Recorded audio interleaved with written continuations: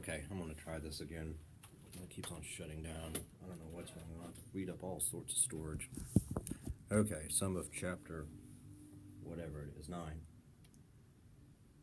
E-health. Very big part of patient-provider and CMC research, CMC being computer-mediated communication, and looking particularly at the relationship between patient and provider. Still assessing all this, as you probably read. There are advantages and disadvantages. But one thing that is important to understand is that the very idea of what a patient is, what a provider is, all that stuff is sort of getting mashed up. Thus, Hawkeye. I'm so clever. Okay, so some other stuff. Overall, can't see me, can you? Can you see me now? Is this going to work? It's 1 minute now. I'm so frustrated with this thing. It's funny that I'm giving a lecture using technology about technology. We'll see. It's still going. As e-health and all that type of stuff is just sort of the next stage, and technology has always impacted our world and how we see the world. If you might realize that email started in 1971. Of course, it didn't really get popular until the mid to late 90s and onward. Marshall McLuhan. If you don't know who Marshall McLuhan is, what you doing? Marshall McLuhan, very important media scholar, talked about how the medium is itself the message. So the medium of something sort of impacts how we perceive it, how we understand it. So the messages that we get via technology, it's different than face-to-face, right? I have a telephone. I used to have. I never use my landline anymore. But an old person on the telephone. Oh, my grandmother, when she was still alive, when I called her, she would always still be marveled by the technology of the telephone. She'd always say, "Jason, it sounds like you're in the next room." Oh. And she was in Kansas, and I wasn't. I wasn't in Kansas anymore. But telephone all these things have impacted, the patient-provider relationship. So it's not just like suddenly we're thinking about the impact of technology on health communication. But so, technology, particularly within the 20th century, has changed everything.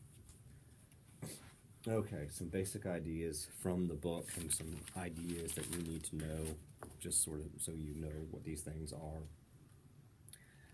E-health. Ooh, God, see, this is crazy. Have I ever done my E.T. imitation for you?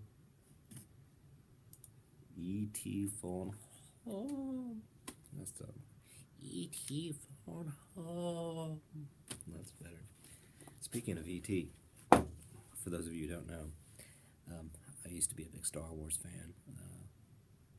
Saw Star Wars in the theater, the first one, 77, like a bajillion times. When I went back to Oklahoma a couple years ago, I found some of my old toys. Look at this thing. This is Christmas 1978, I think.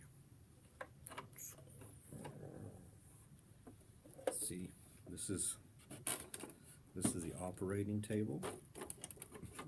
This is it's just Star Wars health. Okay, what the hell was I talking about? All right, e-health, E.T. phone doctor. E-health. It's basically electronic health. I mean, that's it. That's what like email, electronic email. This is what they say on page 216. E-health. Okay. Yeah. It's electronic health resources. That's pretty much it. So theoretical foundations. Well, I'll get to that in a second. M health, E health, and health. Health. M health. It's just this idea. Where the hell is it? M health. Where are you? I want to make sure I get this right. This gratification crap. M health. Imagine you're using a mobile phone to monitor the heart rate of an unborn child.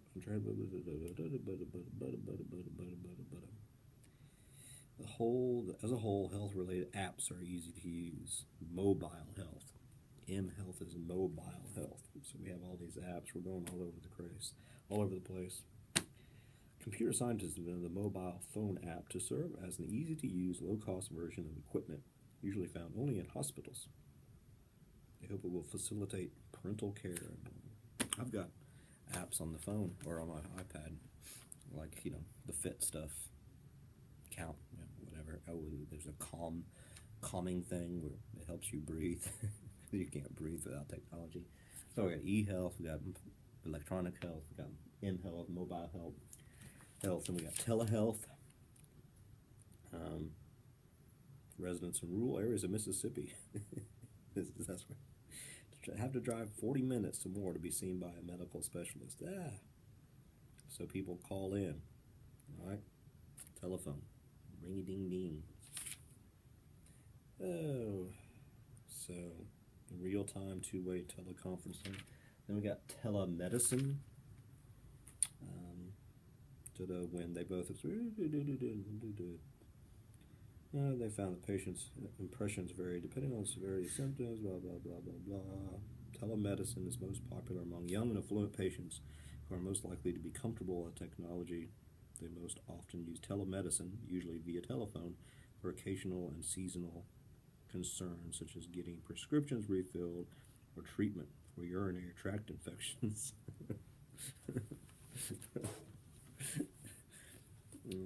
That's not funny. Okay, so I'll head telepathy, which is a joke. The rest of this online lecture, as horrible as it is going to be done through telepathically. So lots of ideas here, basically. Okay, theory stuff on e-health. E-health, the 3-layer dip, I said. That looks pretty good, doesn't it? It's Taco Tuesday, by the way. It's Tuesday, August the 1st. Holy moly, and a monkey. Here's my monkey. I got this monkey in Mexico. I like monkeys. Monkey. There's a monkey. In the millennium, it's a monkey falcon.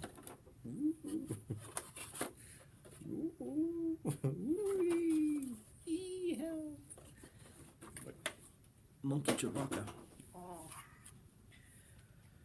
Okay, so they talk about the whole layers, which is all sort of whatever, got the 3 spheres: the personal sphere, communication between a smaller number of people, technical sphere, strict rules, how to do things, like scientific journals, and the public sphere, more inclusive, and Facebook, for instance, is a big public sphere. So the idea here is basically that when we think about e-health, oftentimes we have to think about these spheres, that people sort of negotiate all this type of stuff. So, talking about blah, blah, blah. The public sphere, Facebook, Twitter, feeds, blog, websites, all, electronic venues. In short, the public sphere involves a diversity of perspectives and a discursive climate that invites participation. And so it talks about MAD and all these things. So yeah. So we're engaged in the public realm, dealing with issues of health. That's basically it. What's the point? But we also want to be empowered. And so one of the things is that public conversations about health, we can access those, we can participate in those, and it is, in a sense, empowering to learn, but also to offer your knowledge to other people. And it talks about ties, weak ties and strong ties. I can't believe this is the theories. We propose that experience strong ties with people whose social networks overlap ours a great deal, you think? And weak ties with people whose social networks do not overlap much with ours, you think? A closely knit clump. I like clumps. What's the damn point? A few lessons emerge from considering e-health communication from the perspective of spheres and social ties. Ooh, yeah, thank you, finally. One is that the options for health-related expression of social support are expansive at both the personal and public levels. Another is that with the proliferation of messages in the public sphere, there is some danger that people will mistake narratives and even misconceptions for scientific truths. Right? Kozma, for one, worries that inaccuracies may perpetuate it may be perpetuated if people rely on folk wisdom rather than facts. That's sort of ethnocentric, isn't it? She found knowledge differences between, on the one hand, people who rely heavily on personal sphere sources such as blogs, and on the other, people who rely more on health organization websites. That the people whose information comes mostly from personal spheres are more likely than others to believe health myths, such as the common but unsupported notion that carrots improve eyesight. They don't? I see. Filtered cigarettes prevent cancer. Yeah. And calcium-rich foods prevent tooth decay. Just as Goodnight worried, public sphere would be eroded. Others feel we have a great deal to lose if the technical sphere loses status as a source of reliable information. So, basically, again, the big point of all of this type of stuff is that there's lots of information out there. It can be good because we can get a lot more information. But sometimes we read crap and think it's true, right? So, little Sally or somebody, Bobby has a blog, a little blog by Jack and Diane, two Americans, talking about their relational struggles and the medicines. And they say that if you smoke cigarettes, you will become better looking. I don't know. And that's stupid. Okay, that's it. That's pretty much it. Jesus. This is not in your book, but it's good stuff. It's sort of in the book. But what do patients want from healthcare providers generally? And so the big point of all this stuff, since we're moving from the technical sphere, the personal sphere, we got all this information out there in the public sphere. What do we want as patients? Well, we want to maintain and improve our health, I think.